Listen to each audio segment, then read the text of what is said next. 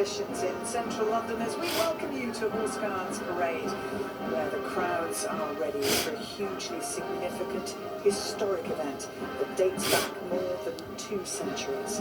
This is Trooping the Colour as we mark the King's official birthday. All 5 regiments of the Foot Guards making their way onto centre stage, led by the statuesque figure of Turlough Moor, the Irish wolfhound known as Seamus, the regimental mascot of the Irish Guards. Because this year it is No. 9 Company Irish Guards who have the honour of providing the escort and trooping their colour. And with them comes the musical flair of the pipes and drums. We have a real treat in store. In about 15 minutes, His Majesty the King will set off from Buckingham Palace for his 2nd birthday parade as monarch, and he will be accompanied by other members of the royal family. There is huge excitement around that. Now, we can offer you a number of ways to enjoy our coverage this morning. We have audio-described commentary with Petra Trelawney for those who are blind or partially sighted. That's via the red button, and you can find uninterrupted commentary-free coverage on iPlayer. However you're watching this morning, events will conclude after the ceremony of Trooping the Colour with the much-anticipated royal balcony appearance ahead of the spectacular Royal Air Force flypast. The red tunics and bearskins of the Foot Guard regiments are synonymous with these great national occasions, but away from ceremonial duty, these are frontline soldiers. Let's find out just how to prepare a birthday parade fit for a king, and indeed, what makes the Irish Guards so distinct. So this is Seamus, he is 4 years old. Seamus is very important to the regiment. Basically, he represents the Irish Guards when we're on ceremonial duties. He's very popular among the troops. So as soon as they see him on parade, it brings a big smile to everybody. The Irish Guards is unique with a great mix from north, south of Ireland, Liverpool, Birmingham, London, and then with a wide variety of people from all over the Commonwealth. Once you're in the Irish Guards, we all are part of the family. I'm from Fiji. I'm very excited for Trooping the Colour. It's an honour and privilege to represent the Irish Guards. We all look out for each other. If you think someone's feeling a wee bit iffy, you give them a wee bit of encouragement. Every regiment's different and everyone has their own pride. Obviously, we're the Irish Guards and we've got that little bit of extra swagger. It's long hours, mornings all the way to the evenings. 8 weeks of hard work on the drill square, 6 hours a day. It is extremely taxing on the body. The precision on the day is a non-negotiable. We really need to be the sharpest and the best that we can be.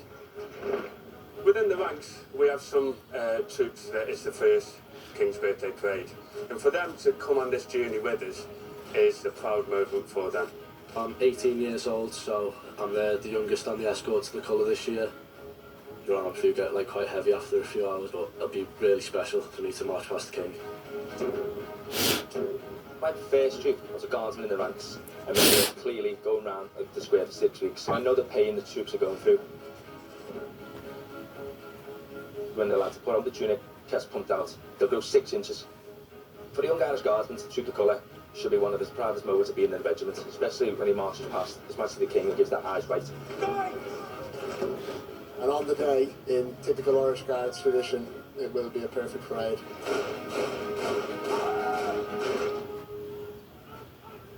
Such a good insight there to the Irish Guards and to the personalities of some of those on parade. For the 2nd year running, all 5 regiments of the Foot Guards are represented here on parade. No. 9 Company Irish Guards, with their distinctive plumes of St Patrick's blue, are providing No. 1 Guard, known as the Escort, and they are led by Captain of the Escort, Major Brookie Tratt. No. 2 Guard is provided by Nijmegen Company Grenadier Guards.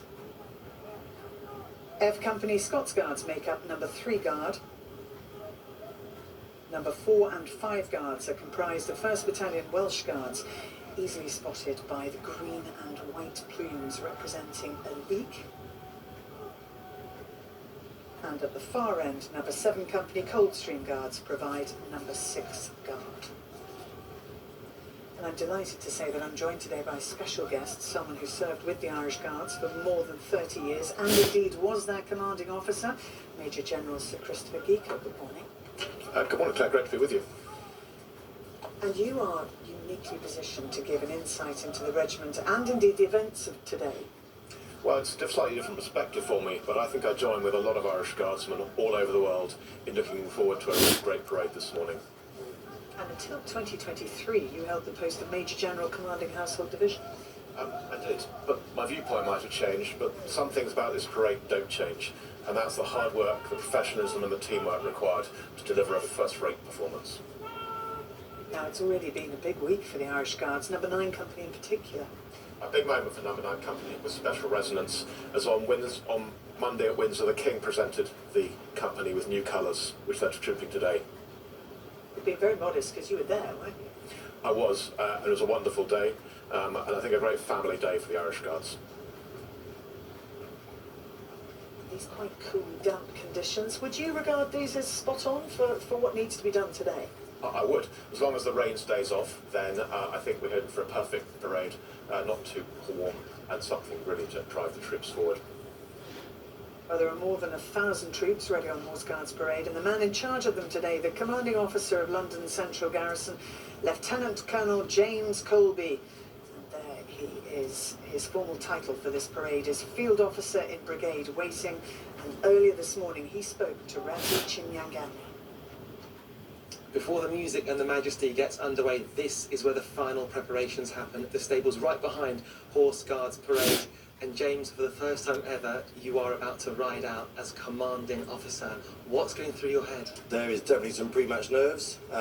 We've done the rehearsals. We've done it numerous times. It's gone really well so far, and I know that everyone on parade today is going to deliver. I think deep down, I'm hoping the weather's going to blow over in the next few minutes. But if it doesn't, these things happen. The parade's going to be brilliant. It really is. It's a team effort, but it's also a bit of friendship, because this is your old friend Onyx. This is my old friend Onyx. She's 18-year-old grey, ex-trumpeter's horse who likes to run, which is possibly my biggest challenge. So you'll notice that every time I have to trot, she prefers to go a little bit faster, but that's fine. I'd rather a horse with a little bit of fire in her belly, and she does a brilliant job with me. We were on parade last year together as well, so a nice touch. We cannot wait to see you both out there and go well today. Great, thank you very much indeed. She really is a stunning performance, and so far standing stock still and really playing up to the role with Lieutenant Colonel James Colby, commanding officer of today's parade. The mass bands of the Household Division are also now all in place. The musicians an integral part of today, and this year, musically speaking, there's an Irish flavour in the air.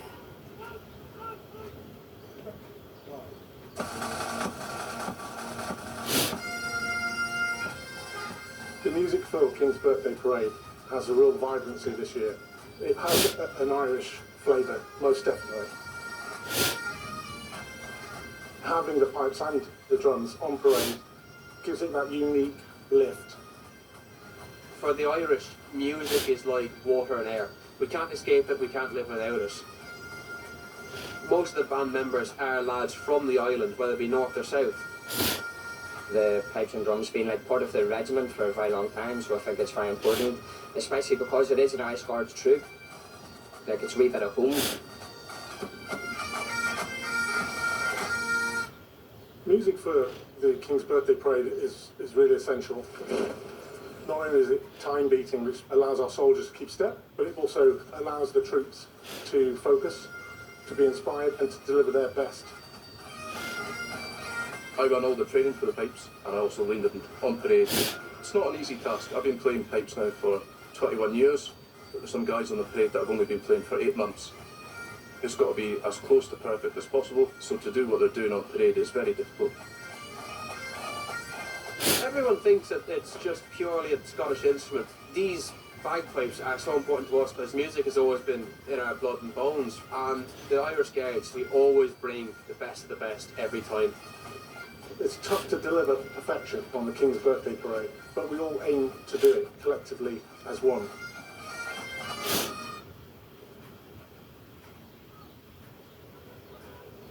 So looking forward to hearing the pipes and drums of the Irish Guards. The massed bands of the Household Division are raring to go, and they are led by Lieutenant Colonel Stuart Halliday, who we heard from there. This his first birthday parade as commanding officer. And there we see the King's Troop Royal Horse Artillery, resplendent with their magnificent guns in the background there. They took their places a few moments ago. And meanwhile, down at Buckingham Palace, we await the departure of the first carriages carrying members of the royal family.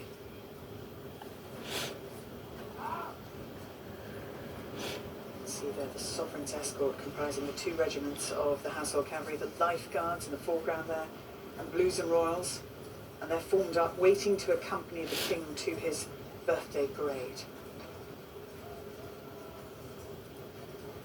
And Chris, an opportunity to ask you why this day is so special. Well, because I think, Claire, it's an opportunity to deliver a personal tribute to the Colonel-in-Chief from the household troops. And all of us who have been privileged to be part of the Household Division feel this really strongly. I think we're also conscious that it's a national and an international spectacle in which we take real pride. And at its heart, it's a compliment to the Sovereign on his official birthday from his household troops. And the first of the carriages carrying senior members of the royal family set off for the half-mile journey along the Mall.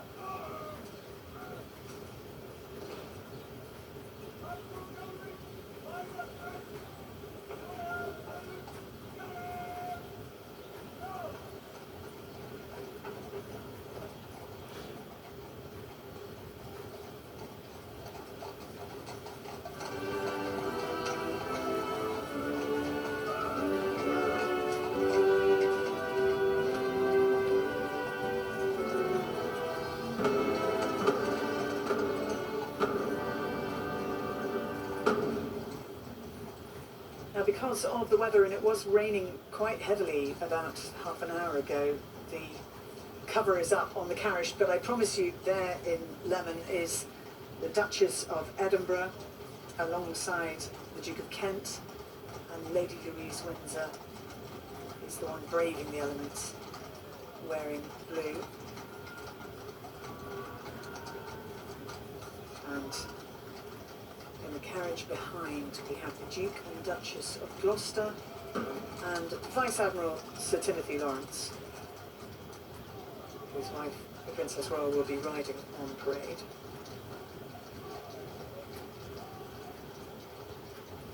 Huge crowds gathered right along the Mall, and indeed here on Horse Guards. And the Duchess of Edinburgh's husband, the Duke of Edinburgh, Prince Edward, took over the colonelcy of the Scots Guards from the Duke of Kent just a few months ago.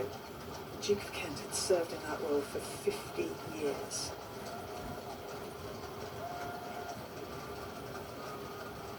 And Lady Louise, they're currently studying at St Andrews University, reading English. Really enjoying her time in the Kingdom of Fife.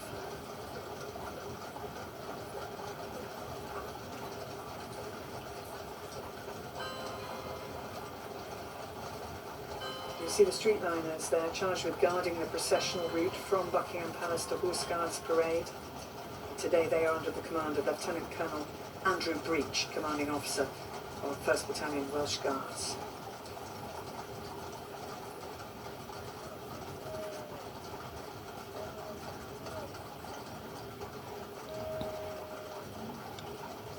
And Chris, the streetliners play a crucial role. Absolutely, it's worth a word for the vital work done by the streetliners. First out, last back in.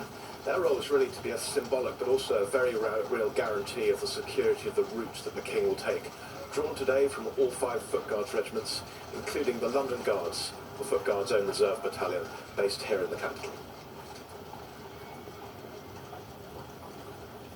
As this procession heads for Horse Guards Parade, all eyes return to Buckingham Palace as His Majesty the King prepares to depart for his 2nd birthday parade as monarch.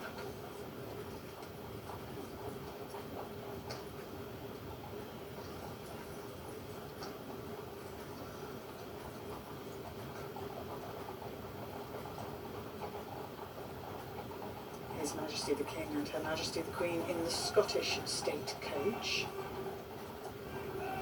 Yeah. Thanks.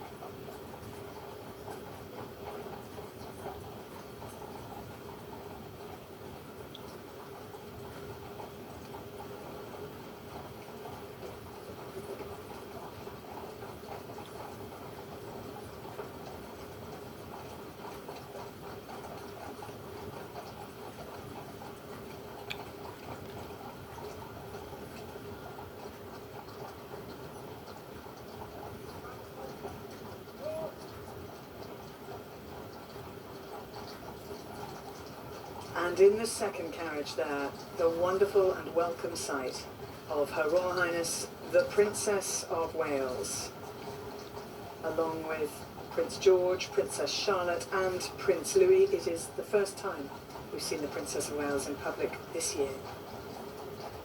A sign of how important this day is to the royal family.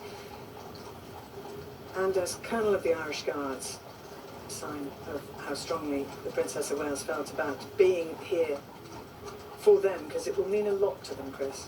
Absolutely. All Irish Guardsmen were hugely proud when the King appointed the Princess of Wales to be our Colonel in 2023, and it's just brilliant to see her out watching her own regiment this morning. It'll be a massive tonic and a lift to everybody on parade.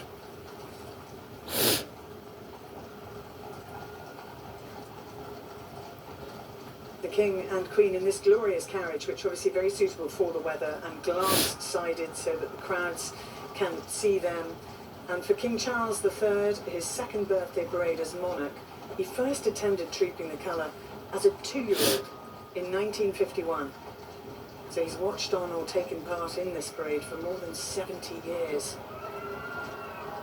You can hear the cheering from the crowds. Today he'll take his place on Horse Guards as Colonel-in-Chief of all 7 regiments of the Household Division on parade today. And the Princess Royal there on the right is a very good horsewoman, and that may be needed today, because also riding in the Sovereign's procession, the familiar sight of the other royal colonels. The Princess of Wales there acknowledging the crowd, and she said how touched she has been by the many kind messages she's received and the strength of support. And just wonderful to see the family there. And the Prince of Wales, of course, is riding as Colonel of the Welsh Guards. Prince William having followed in his father's footsteps. The King was Colonel of the regiment for nearly 50 years.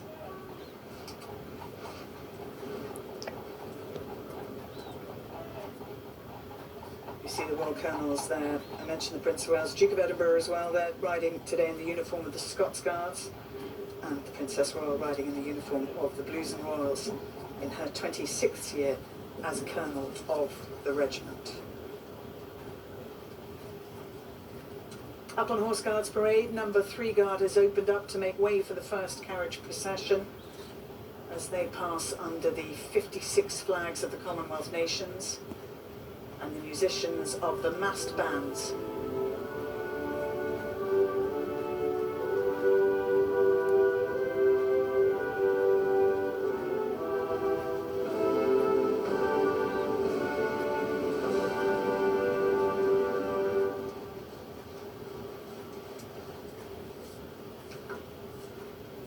They will make their way to the Major General's office, from where they will observe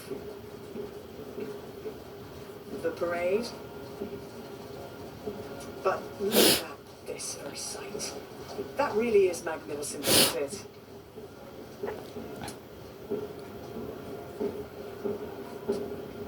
And led by the 2 grey carriage horses,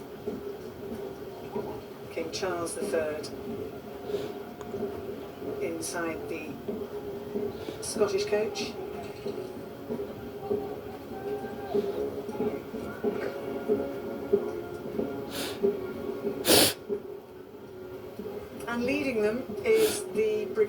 Commander of the Household Division, Lieutenant Colonel James Shaw of the Grenadier Guards, flanked by 4 troopers of the Life Guards and Blues and Royals, and they've been chosen from the regiment's smartest turned-out troopers. They are followed by the mounted band of the Household Cavalry and the 1st and 2nd Divisions of the Sovereign's Escort. The tradition of appointing the Household Cavalry to escort the Sovereign up to Horse Guards Parade was introduced by the King's grandfather, King George VI, in 1937.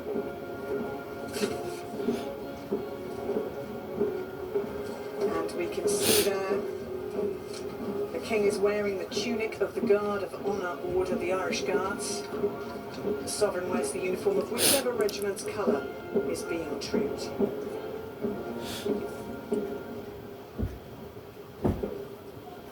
Now, this is Lieutenant Colonel Shaw's 3rd and final birthday parade in this role. It's a tenure that has been remarkably busy. It has seen him lead the processions for the Platinum Jubilee, the funeral of the late Queen, and the coronation of His Majesty the King. And we caught up with him ahead of the day's events.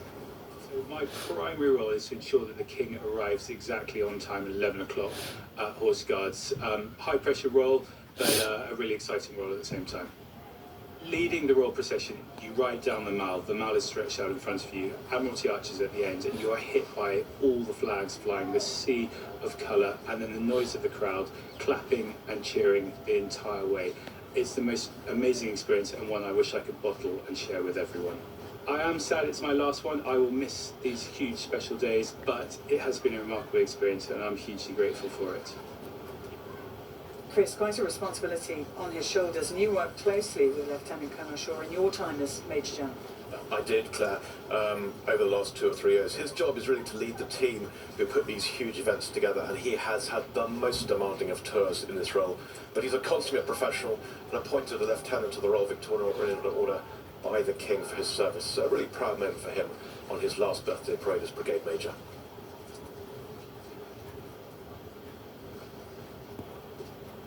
And the King will be delighted to be able to share this with such a large gathering. And also, it is all about the connection, isn't it, between the Sovereign and his troops.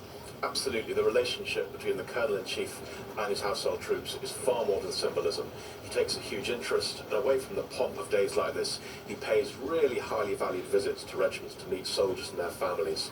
He's viewed as an integral part of every regiment, and that's why it's such a proud moment for all Irish Guardsmen to see him wearing his Irish Guards uniform on the way to the parade this morning. To look at the Royal Colonels and Princess Royal on the right there. As I mentioned earlier, a really experienced equestrian, European Open champion